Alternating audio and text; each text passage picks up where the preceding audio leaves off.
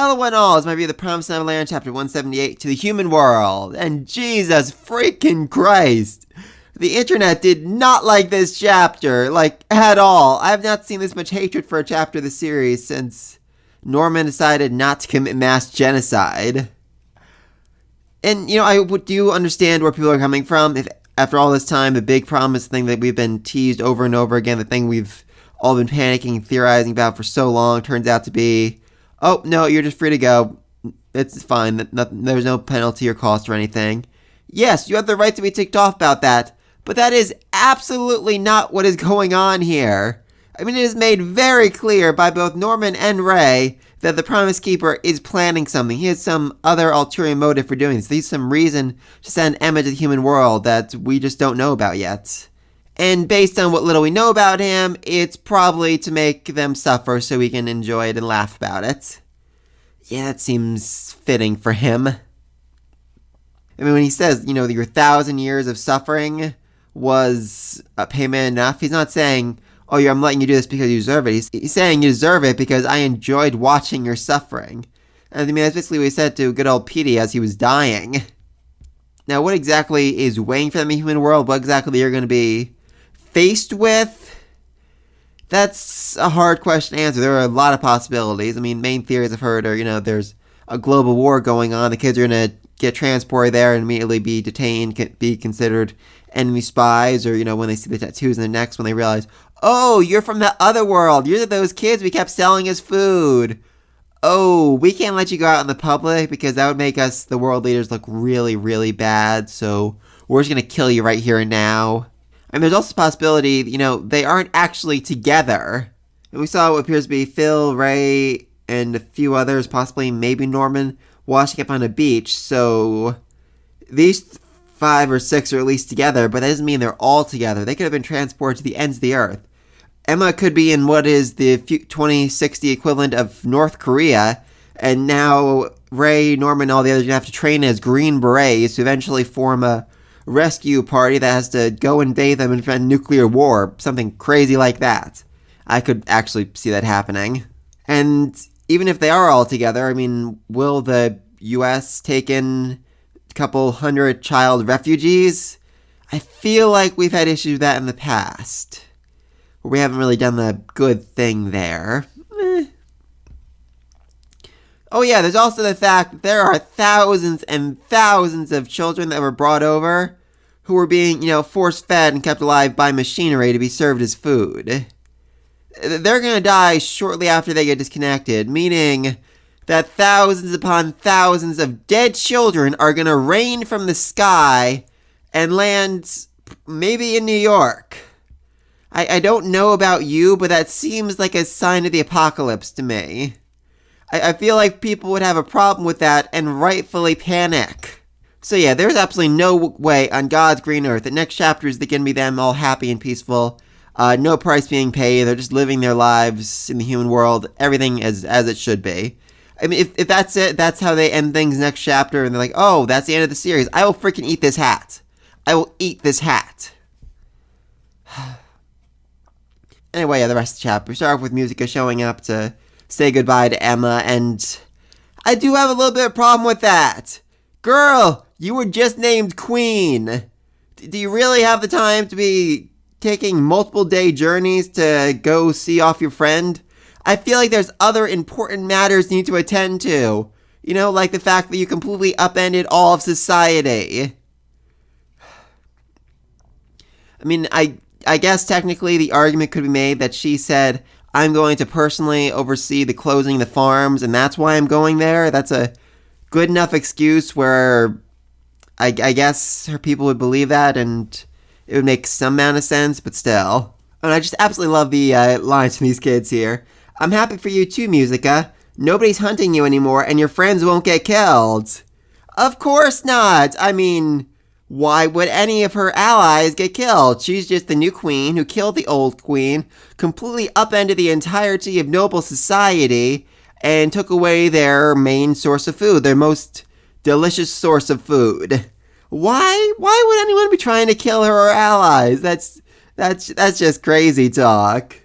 Honestly, there could be a whole sequel series of people just trying to kill Musica for taking away their human meat. I'm still very confused about what Musica is gonna say happened to all the children. I mean, is she actually gonna say, oh, that fourth dimensional godlike being that we made that promise to? Oh, he teleported them all the way to the human world, so there are no humans left here? That'd be a very, very strange explanation for her to give to her people. Then again, this being was the one that split the world in half, so I guess that could make a certain amount of sense. I'm really not sure, honestly. So yeah, that could be, like I said, a whole sequel series just about people trying to kill Musica. They might not know that all the children are gone. So they might assume there may be some left over that she's hoarding, and that by killing her, they can take the kids for themselves, have one last good meal, or raise them up, make them reproduce, and have children to eat for the rest of their lives. I don't know. That could be a very interesting premise to come back to. Anyway, then we go to actually fulfill the promise. And we see something very similar to a Goldie Pond, as in it is a golden pond. It's bizarre. The first one was an elevator, and this is a staircase. I guess it makes a certain amount of sense. Could the last member of the Rapture clan have built the elevator to cross dimensions by himself, while the staircases were built by the Promise Keeper as a means of keeping up trade and negotiations between the two worlds? So stairs natural, elevator man-made. Makes a certain amount of sense. And of course everyone's freaking out about this island floating in the middle of golden water. Which, yeah, that's not something you see every day. That's something that defies all understanding of physics. And this is apparently the passageway the Ratchet clan used to go back and forth between the human world, which I'm going to come back to it later. They only use the Gracefield one. That's interesting. It was stated that Gracefield, or at least Isabella, made the highest quality meat, so I guess you could say Gracefield was considered the best. So that's where he kept his base of operations mostly. I'm curious about that. And then cute little Phil popped up and asked, hey, how about the reward? Because even a child like me has a good idea that you probably sacrificed yourself for the sake of the rest of us going to the human world, didn't you? Didn't you, Emma? And we finally get a flashback with the thing I want, your family. And they all freak out. And they said, actually, I can't take your family since you want them for the promise. So it's cool, there's no reward. And they all freak out again. And at that point, all the children just start screaming, Emma, you're lying, you're just trying to cover for yourself, because when we go to Human World, you're not going to be there. And I just freaking love that they all assumed she was lying. Even when she full on explains it, Norma's like, Emma, if it's a deal that you have to sacrifice yourself, we'll just stay here. It's fine, really. Which, honestly, I could have definitely seen being an ending to the series. Them deciding, alright, we're just going to form a human capital in the demon world, someplace where the demons won't come and kill us, won't try to eat us. Oh, that would have been tense, but that would have been a lot of fun to see them make. Build a whole, walled city. Maybe demon traders come every now and again, and whenever they do, all the kids, have guns pointed at them, ready to take them out at the moment's notice. I don't know, that would be very strange, very weird. I would love to see that. I really do love Emma's line here. They can't stay in the demon world because even the queen cannot govern the appetites of citizens, because for the demons, eating humans isn't a sin or a crime. For us, it's essentially their equivalent of eating a cow, Sure, the cow is alive, but it's an animal. It's food. You eat it. It's delicious. It's part of our very society. Though, technically, it is a sin to eat the farm-raised children. According to Sonja, at least, because it goes against the will of God, and the Grand Priest said it was a sin, so he, put himself to sleep for a couple 100 years to pay for their crimes of eating the farm-raised children so they wouldn't die. So, yes, technically it is a crime. So, yes, technically, Emma, it is a sin. At least in the strictest definition of it. Anyway, then Emma does the whole ritual again. Apparently she doesn't need to cross the 7 walls this time. It isn't really made clear why she doesn't have to do it this time.